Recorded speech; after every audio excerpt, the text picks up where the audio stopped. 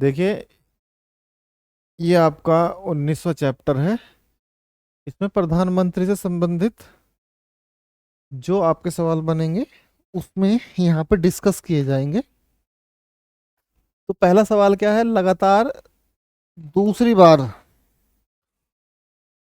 प्रधानमंत्री पद पर आसीन होने वाले व्यक्ति कौन है? ये किन के बारे में बात कही जा रही है?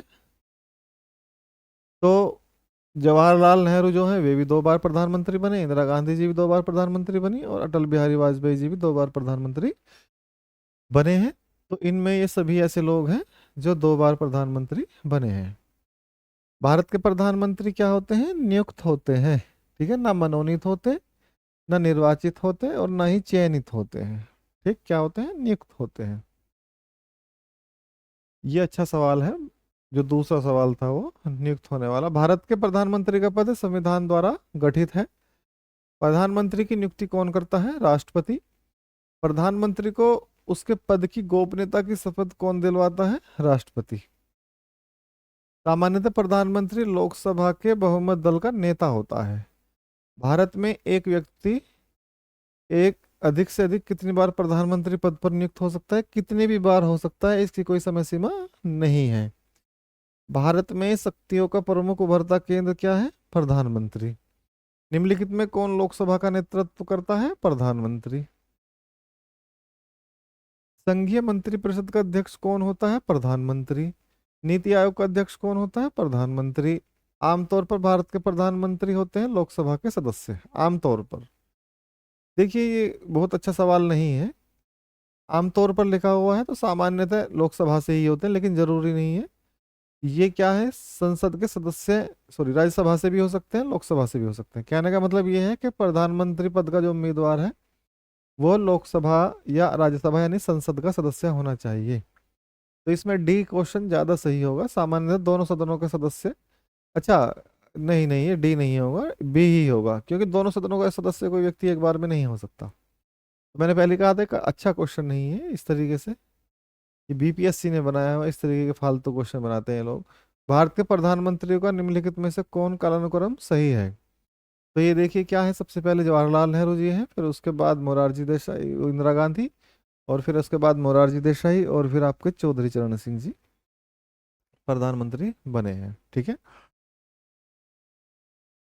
क्वेश्चन नंबर 14, संसदीय क्षेत्र में वह व्यक्ति प्रधानमंत्री चुना जाता है जो निम्न का होता है, निम्न सदन में बहुमत दल का।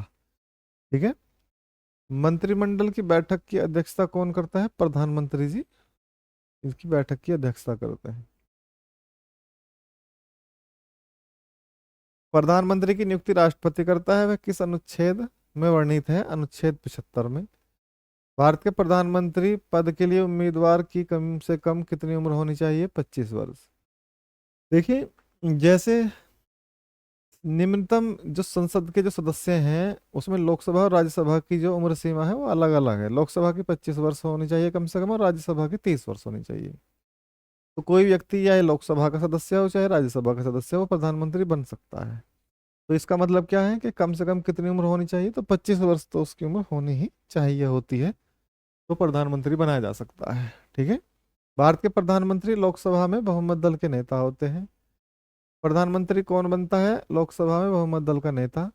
यदि भारत के प्रधानमंत्री संसद के उच्च सदन के सदस्य हैं तो वे अविश्वास प्रस्ताव की स्थिति में अपने पक्ष में वोट नहीं दे सकते। बिल्कुल।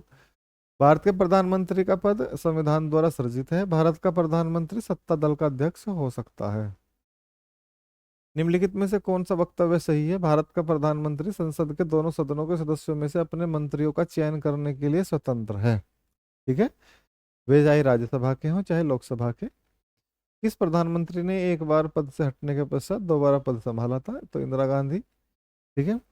तो देखिए, दोबारा कि अच्छा, अपने पद से हटने के पश्चात दोबारा पद संभाला था, तो कौन है? इंदिरा गांधी। नियुक्ति के समय निम्न में से कौन प्रधानमंत्री संसद के किसी भी सदन का सदस्य नहीं था? ठीक है। तो ये क्या है? पीवी नरसिम्हा राव। प्रधानमंत्री का पद शपथ ग्रहण करने के समय राज्यसभा की सदस्य जो थी वे कौन थी? श्रीमती इंदिरा गांधी। अब देखिए आगे। प्रधानमंत्री का पद ग्रहण करने के समय विधानसभा का सदस्य था HD देवगौड़ा। लोकसभा का विश्वास मत प्राप्त किए बिना ही प्रधानमंत्री पद पर कार्य करने वाले प्रथम व्यक्ति कौन है? चौधरी चरण सिंह जी। मतलब इनको प्रधानमंत्री चुन लिया गया था। और देखिए, 6 महीने का समय होता है, आप अपना बहुमत सिद्ध कर दीजिए। 6 महीने में आप अगर अपना बहुमत सिद्ध कर देते हैं लोकसभा में, तो उसमें क्या हो जाएगा, आप प्रधानमंत्री पद के उम्मीदवार, सॉरी, आप प्रधानमंत्री पद पर बने रहेंगे। तो चौधरी चरण सिंह जी ने यानी कि पहले ही हट गए थे, इन्होंने अपना जो बहुमत है वो सिद्ध नहीं कर पाए थे।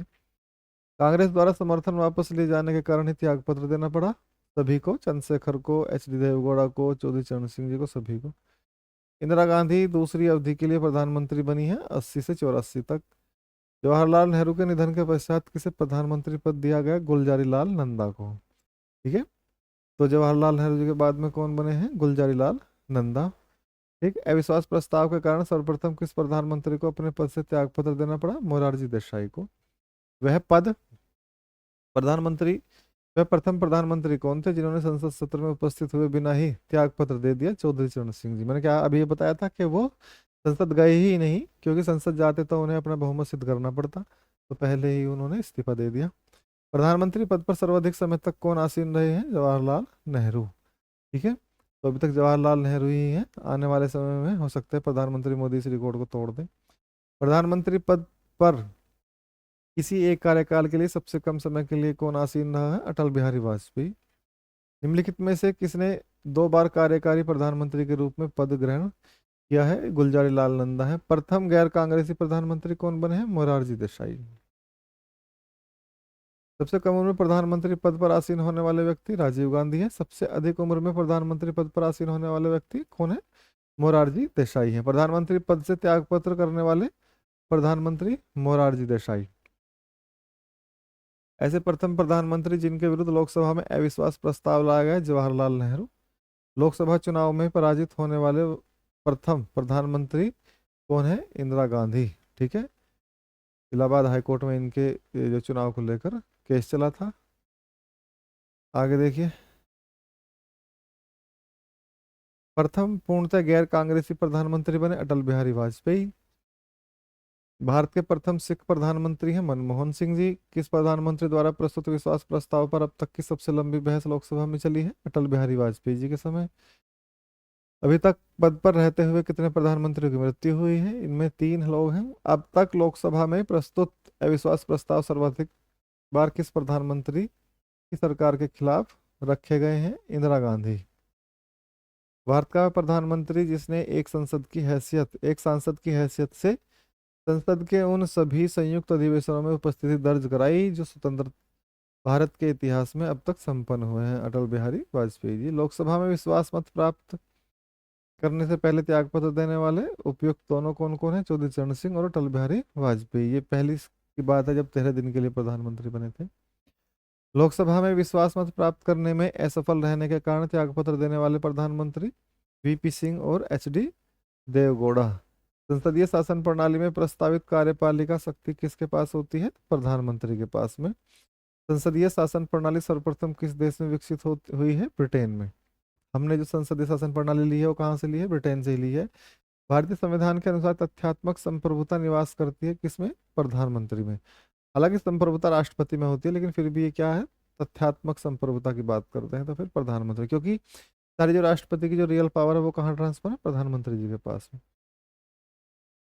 तो किस दल ने 2 वर्ष के समय में 2 प्रधानमंत्री दिए हैं? जनता पार्टी ने। निम्नलिखित में से भारत में कौन प्रधानमंत्री अविश्वास मत में पराजित हुए हैं? तो इसमें मोरारजी देसाई, विश्वास नाथ प्रताप सिंह और HD देवगौड़ा। यदि भारत का प्रधानमंत्री राज्यसभा का सदस्य है तो अविश्वास प्रस्ताव की स्थिति में वह अपने पक्ष में मत नहीं दे पाएगा। ठीक है, अब इधर देखते हैं। तो ये क्वेश्चन ये हो गया आपका। तो संघीय मंत्रिपरिषद के बारे में देखते हैं। संघीय मंत्रिपरिषद संबंधित सवाल जो बनते हैं वो किस प्रकार बनेंगे? तो यथार्थ में कार्यपालिका की समस्त सत्ता निम्नलिखित में से किस में निहित होती है? मंत्रिपरिषद में। ठीक है, भारतीय केंद्रीय मंत्रिपरिषद की बैठक की अध्यक्षता करते हैं प्रधानमंत्री। मंत्रिपरिषद निम्नलिखित में से किसके प्रसाद पर्यंत कार्य करती है? तो ये राष्ट्रपति के। देखो ये क्वेश्चन फिर से भी गलत ही निशान लगा हुआ है, तो आपको जो मंत्रिपरिषद है वो किसके प्रसाद पर्यंत है, यानी कि मंत्री किसके प्रसाद पर्यंत काम करते हैं? राष्ट्रपति के। तो कौन व्यक्ति मंत्रिपरिषद का सदस्य हो सकता है? संसद का सदस्य। क्या राज्यसभा में मनोनीत व्यक्ति मंत्रिपरिषद का सदस्य बन सकता है? बिल्कुल। मंत्रिपरिषद के सदस्यों को पद की गोपनीयता की शपथ कौन दिलाता है? राष्ट्रपति जी। कोई व्यक्ति संसद के किसी भी सदन का सदस्य हुए बिना केंद्र में कितनी अवधि तक मंत्री रह सकता है? 6 महीने तक। 6 महीने के बाद उसे फिर अपना मंत्री यानी कि संसद का सदस्य बनना होगा, यानी कि चुनाव लड़ना पड़ता है। मंत्रिपरिषद में शामिल होते हैं प्रधानमंत्री और अन्य मंत्री। मंत्रिपरिषद में मंत्रियों की संख्या मंत्रिमंडल से अधिक होती है। मंत्रिपरिषद में कितने स्तर के मंत्री होते हैं? 3 स्तर के मंत्री, कैबिनेट, राज्य और स्वतंत्र प्रभार वाले जो होते हैं आपके उपमंत्री। मंत्रिपरिषद में निम्नलिखित में से कौन शामिल नहीं होता? संसदीय सचिव मंत्रिपरिषद में शामिल नहीं होते, बल्कि कौन कौन होते हैं? कैबिनेट मंत्री, राज्य मंत्री और उपमंत्री। मंत्रिपरिषद में वरीयता की दृष्टि में मंत्रियों को सही क्रम क्या है? कैबिनेट, राज्य और उपमंत्री। मंत्रिपरिषद व्यक्तिगत रूप से उत्तरदायी होता है राष्ट्रपति के प्रति, ये लोग उत्तरदायी होते हैं। तो प्रसाद पर्यंत भी उन्हीं के होते हैं। भारतीय मंत्रिपरिषद में मंत्री उत्तरदायी होते हैं केवल लोकसभा के प्रति। भारतीय मंत्रिपरिषद में मंत्री उत्तरदायी होते हैं किसके प्रति? राष्ट्रपति के प्रति। भारत के किसी भी सदन का सदस्य हुए बिना कोई व्यक्ति कब तक मंत्री पद पर आसीन रह सकता है? 6 माह तक। भारत में वह मंत्री जो संसद के दोनों सदनों में से किसी सदन का सदस्य नहीं है उसे मंत्री के पद से मुक्त हो जाना पड़ता है 6 माह के बाद। भारतीय संविधान के निम्नलिखित प्रावधानों में कौन सा प्रावधान मंत्रिपरिषद की नियुक्ति और पदच्युति को विवेचित करता है? अनुच्छेद 75। भारतीय संविधान के अनुच्छेद 74, 75 किन विषयों पर विचार करते हैं? ये मंत्रिपरिषद की बात करते हैं। ठीक है, ठीक है। अनुच्छेद 74 में प्रधानमंत्री की बात कही गई है और 75 में फिर मंत्रिपरिषद की बात है। तो मंत्रिपरिषद में प्रधानमंत्री भी शामिल होते हैं। संघीय मंत्रिपरिषद अपने आचरण के लिए किसके प्रति उत्तरदायी होती है? लोकसभा के लिए। ये आचरण के लिए लोकसभा के प्रति है, बिल्कुल सही है। मंत्रिपरिषद क्या है? कैबिनेट से बड़ा निकाय है। ठीक है, तो कैबिनेट मंत्रिपरिषद का एक भाग है। भारत में मंत्रिपरिषद के अधिकतर सदस्य लिए जाते हैं कहाँ से? लोकसभा से। अधिकतर लोकसभा से होते हैं, लेकिन राज्यसभा से भी होते हैं। ठीक, तो मंत्रिपरिषद के सदस्य बाहर से भी लिए जा सकते हैं, जरूरी नहीं है लोकसभा राज्यसभा से, किसी को भी मंत्री बनाया जा सकता है, लेकिन फिर भी उसे क्या लोकसभा या राज्यसभा का सदस्य होना पड़ेगा। कितने महीने के बाद? 6 महीने के बाद। मंत्रिमंडल का गठन कौन करता है? सिर्फ केंद्रीय मंत्रीगण। केंद्र सरकार में राज्य मंत्री की क्या स्थिति है? वह केंद्र सरकार का ऐसा मंत्री है जो मंत्रिमंडल का सदस्य नहीं है। स्वतंत्रता के पश्चात मंत्रिपरिषद के खिलाफ पहला अविश्वास प्रस्ताव कब आया? 1963 में। सामूहिक रूप से मंत्रिपरिषद किसके प्रति उत्तरदायी होती है? फिर से गलत लगा हुआ है। सामूहिक रूप से मंत्रिपरिषद किसके प्रति उत्तरदायी होती है? राष्ट्रपति के प्रति मंत्रिपरिषद उत्तरदायी होती है। ठीक है,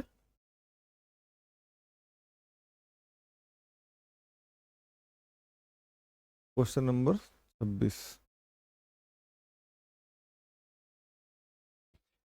यथार्थ मंत्रिपरिषद तब तक पद पर बना रहेगा।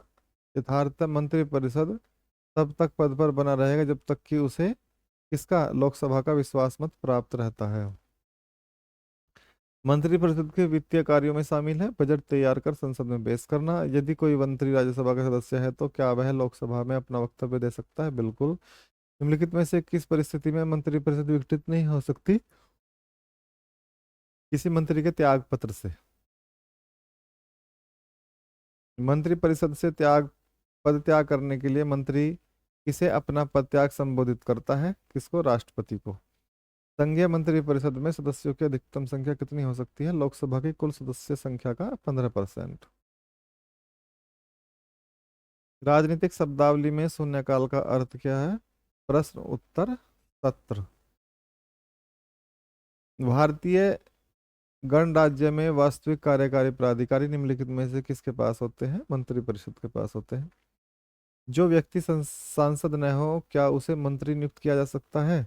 बिल्कुल किया जा सकता है, लेकिन उसे 6 माह के भीतर संसद का सदस्य बनना पड़ेगा। भारत के संविधान में अनुच्छेद 75(3) के अनुसार मंत्रिपरिषद निम्नलिखित में से किसके प्रति सामूहिक रूप से जिम्मेदार है? लोकसभा के प्रति। इस तरीके से पूछेंगे तो लोकसभा आएगी। संसदीय तंत्र में निम्नलिखित में से वास्तविक कार्यपालिका कौन है? मंत्रिपरिषद। मंत्रिपरिषद किस सिद्धांत पर कार्य करती है? निजी उत्तरदायित्व और सामूहिक उत्तरदायित्व के सिद्धांत पर काम करती है। स्वतंत्र भारत की प्रथम मंत्रिपरिषद में प्रधानमंत्री सहित कुल कितने सदस्य थे? 36। स्वतंत्र भारत की प्रथम मंत्रिपरिषद में शामिल एकमात्र महिला कौन है? राजकुमारी अमृता कौर। स्वतंत्र भारत में प्रथम मंत्रिमंडल में केंद्रीय शिक्षा मंत्री कौन है? मौलाना अबुल कलाम आजाद।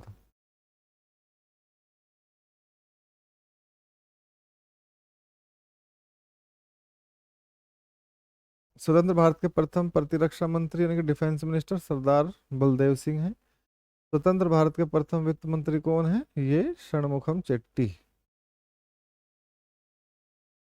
स्वतंत्र भारत में स्वतंत्रता के पश्चात प्रथम मंत्रिमंडल का कानून मंत्री कौन था? B.R. अम्बेडकर। निम्नलिखित में से कौन से व्यक्ति ने स्वतंत्र भारत के प्रथम गृह मंत्री के रूप में कार्य किया है? सरदार वल्लभ भाई पटेल।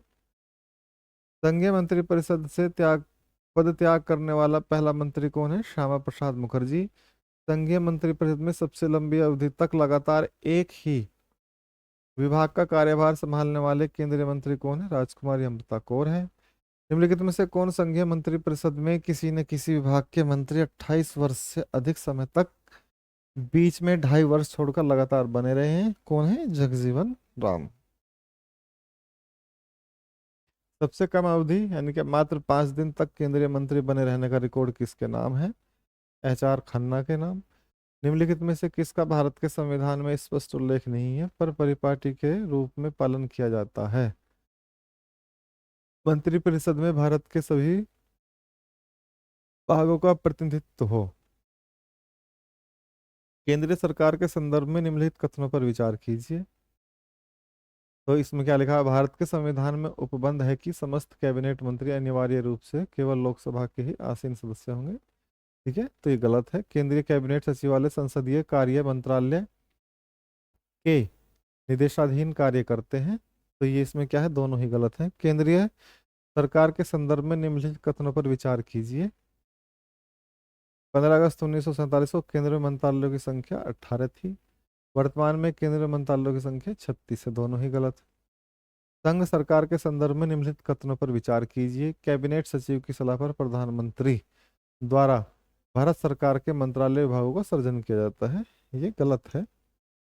देखिए आगे, ये जरूरी नहीं है, मतलब हो भी सकता है।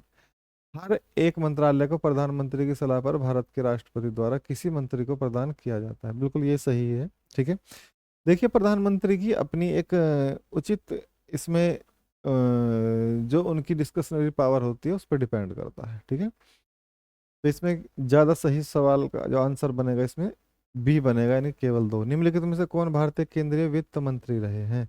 तो प्रणब मुखर्जी तो है ही। ठीक है, ये केंद्रीय वित्त मंत्री। आर वेंकटरमन भी रहे हैं, VP सिंह भी रहे हैं और चौहान भी रहे हैं।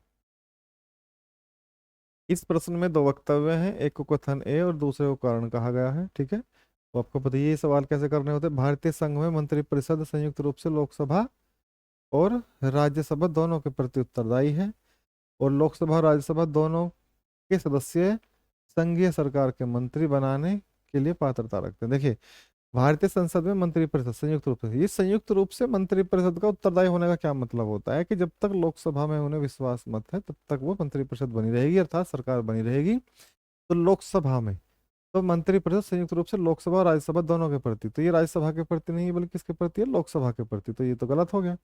लोकसभा राज्यसभा दोनों के सदस्य संघीय सरकार के मंत्री बनाने के लिए पात्रता रखते हैं, ये बिल्कुल सही है। तो क्वेश्चन नंबर, इसमें क्या रहेगा? ए गलत है और आर सही है। निम्नलिखित में से कौन सा एक प्रस्ताव भारत के मंत्रिपरिषद निम्नलिखित में से कौन सा एक प्रस्ताव भारत में मंत्रिपरिषद रख सकती है? विश्वास प्रस्ताव रख सकती है। निम्नलिखित में से कौन सा भारत में प्रशासन पर विधायी नियंत्रण का एक साधन नहीं है? सदन का विघटन। मंत्रिपरिषद सामूहिक रूप से उत्तरदायी है, फिर से वही बात आ गई, लोकसभा के प्रति एक संवैधानिक बाध्यता के अंतर्गत, बिल्कुल। और अनुच्छेद 75(3) के अनुसार, बिल्कुल। अनुच्छेद 74(3) के अनुसार ये इसमें नहीं है क्योंकि अनुच्छेद 74 में कौन है? प्रधानमंत्री की बात कही गई है। तो क्वेश्चन नंबर इसका बी रहेगा, आंसर इज बी। ठीक है, तो ये उप प्रधानमंत्री के बारे में बात है। ठीक है।